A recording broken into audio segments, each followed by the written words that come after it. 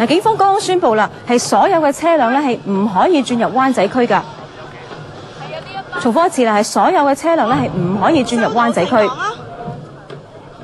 咁由於喺灣仔區多個地點呢，而家都係有發生咗一啲咧警方同示威者咧對峙嘅情況。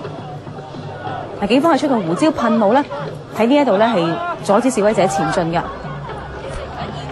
嗱，呢個場面其實咧喺呢一度我哋見到啦。咁喺早前灣仔示威區亦都係警方係動用咗水炮同埋胡椒噴霧係驅趕示威者。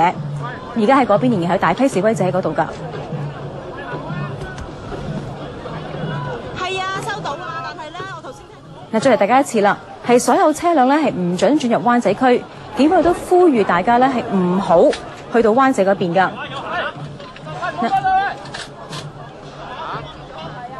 所有車輛咧而家已經係唔準轉入灣仔區㗎啦。而駱克道啊，示威者到嘅地點咧，嗰度已經一早已經係封閉。香港仔隧道咧，亦都係已經封閉。翡翠台咧係會由而家直至到晚上7點咧，係不停為大家咧係報導咧反世貿示威嘅最新消息㗎。我哋記者郭詠琴咧，而家就喺爆發咗示威衝突嘅現場呢一度㗎。郭詠琴，係你嗰邊情況點啊？係啊，周潔儀，咁我而家咧見到啦現場啦喺灣仔菲林明道啦同港灣道，咁即係會展呢非常之接近嘅地方啦。咁一批嘅示威者咧就分開幾道啦喺告士打道咧行過嚟㗎。咁佢哋首先咧兜過呢一度個噴水池嘅廣場啦。並且咧係做出一啲嘅挑釁行為啦，用一啲嘅竹枝啦，同埋咧係用腳啦。頭先咧試圖咧係想衝擊警方嘅防線啦，係想推冧嗰啲嘅圍欄㗎。而部分嘅示威者咧，頭先就企咗上噴水池嗰度啦。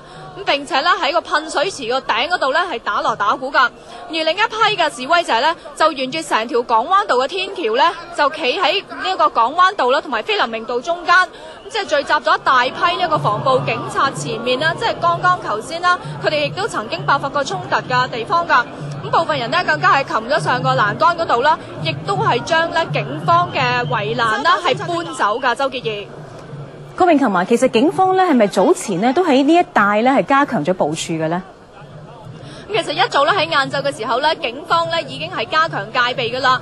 咁一批咧拎住呢一個散彈槍嘅警員啦，咁佢哋咧一早已經喺會展門口啦排成幾排啦喺度排陣啦，並且咧係着晒保護裝備啦，拎晒盾牌咧，一早已經喺度戒備㗎啦。而整條嘅菲林明道同埋港灣道一帶咧，已經係一早架起圍欄啦，係唔俾任何嘅車輛啦同埋呢一個嘅市民進入啦。咁並且咧係不時咧見到有好多嘅救護車啦喺度穿梭㗎。嗱，我哋而家見到啦一批嘅示威者咧，已經喺頭先啱啱咧挑釁警方咧推撞欄杆嘅地方咧，又行翻去中間港灣道同菲林明道交界嗰個位置。咁佢哋拎住一啲嘅旗幟啦，就全部咧行翻晒去嗰度啦。咁警方咧就全部都企晒喺圍欄嘅後邊，拎晒圓形嘅盾牌啦，同埋戴晒頭盔㗎。而企正喺中間嗰啲嘅防暴警察咧，就全部拎晒一啲嘅長嘅盾牌，企晒喺呢一度嘅。周潔儀，係啊，郭詠琴啊，咁其實咧現場消息就話啦，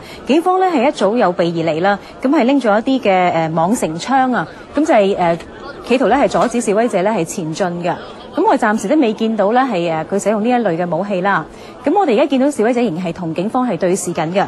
嗱，我再提大家一次啦，我哋係會由而家咧直至到晚上7點鐘為大家直播咧反世貿示威嘅最新消息㗎。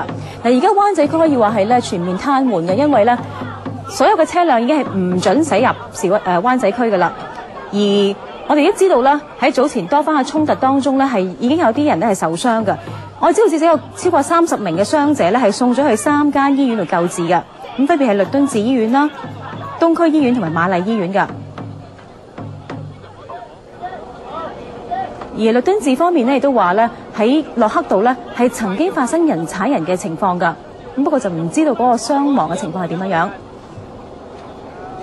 我見到而家咧現場仍然係旗海飄揚啊，咁示威者嘅衝擊似乎係一輪一輪咁樣㗎。嗱，畫面嘅左手邊咧就係杜老誌道同埋軒尼詩道嘅交界㗎，咁警方咧係大量係部署喺度，希望係阻止示威者繼續前進。